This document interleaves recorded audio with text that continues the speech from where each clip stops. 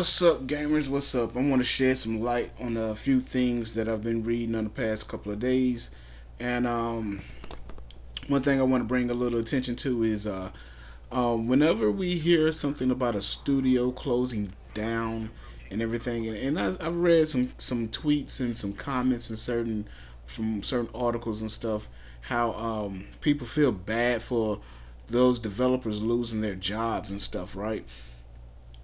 What you need to really understand is it's okay to feel bad. I'm not saying don't have no sympathy for them, but a lot of times, and this is 9 times out of 10, a lot of those developers get right back on their feet within that week, them 2 weeks, within that month.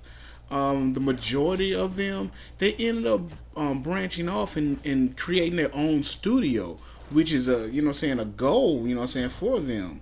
Um, I know. Um, it was some people. It's a group of developers. They branched out on their own, and it was the developers from Bioshock and some of the developers from Bioshock and the Dead Space series. They branched out on their own, and they created a studio called Deep End Games. And you remember when they shut the studio down, that for the people who created Bioshock. And I forgot what happened to the developers that did Dead Space, but that was a pretty good series up until the third game. The third game was kind of crazy. But back to my point is, a lot of developers end up finding jobs. I mean, I know, yeah, I go slumming sometimes, and I go to some of the negative game groups, gaming groups and stuff, and just to have a little fun to see what everybody's bickering about. And soon as like a Sony was shut down a studio, a lot of people be like, "Oh, Sony's going broke and they can't afford no studios and they're losing all their studios and they're putting their employees out on the street." But that ain't the case with with none of that really. Of course, if you got a studio, if you got lots of studios, and one of them is not being productive, well, you're gonna have to cut the fat, and that's what Sony's been doing ever since Kaz Hara has, taken over, is cutting the fat, trimming the fat, because you don't want to sit back and keep paying people for not being productive. Period. That's just business. Um, but those, a lot of those developers ended up bouncing right back. They end up going to another studio somewhere else, or going independent, or just like I just mentioned with the some of the developers from Bioshock series and Dead Space series joining up and creating their own studio. That's just like Respawn. Those guys came from the makers of one of the Call of Duties.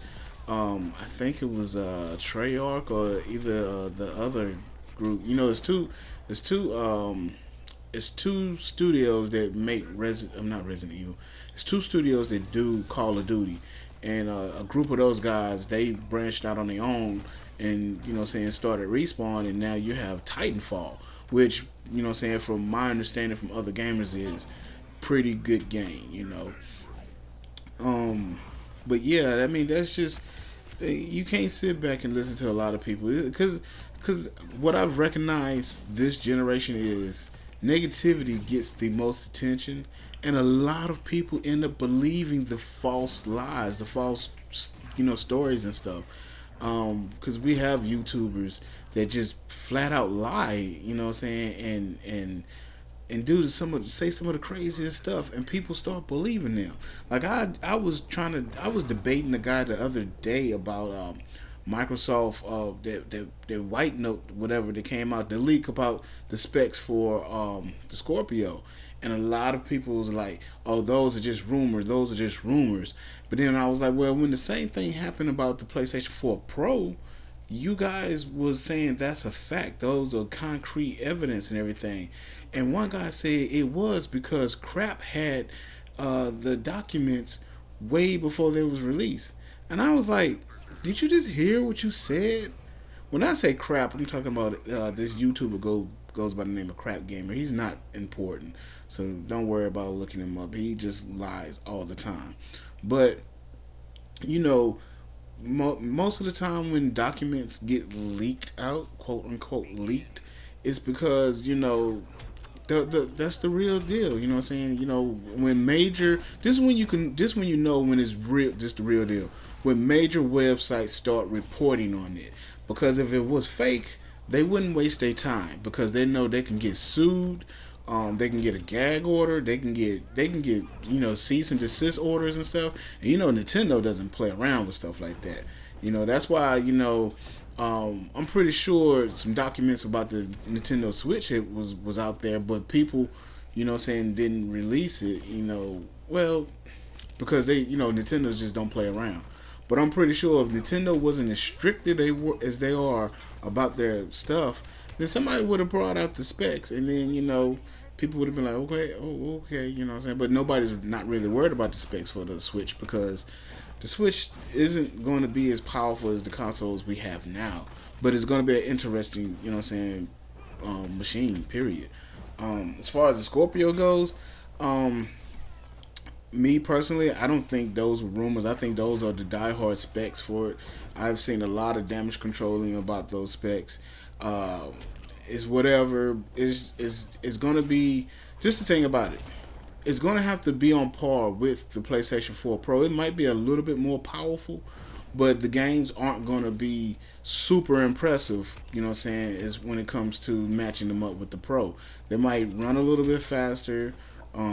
Frames per second, I think we're going to get the same because these developers are not going to be jumping through hoops just to bring out a better version of a game on, another console that's damn near the same.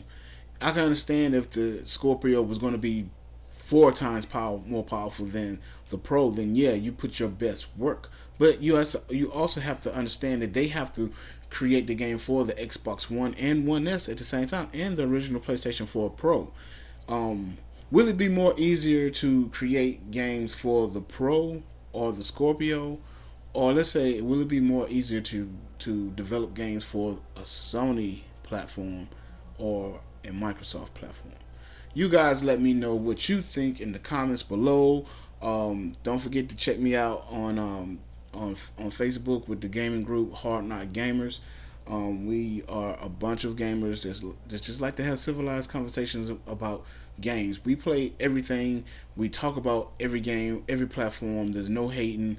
Sometimes we get, saying people go back and forth a little bit, but it doesn't get out of control because we are in control of the negativity that goes on because I'm an administrator there. So check us out, Hard Knock Gamers. Also check out the website hardknockgamers.com, where you can find your latest news on games, music, technology, movies, whatever. This is Eddie, just Eddie, and I'm out. Peace.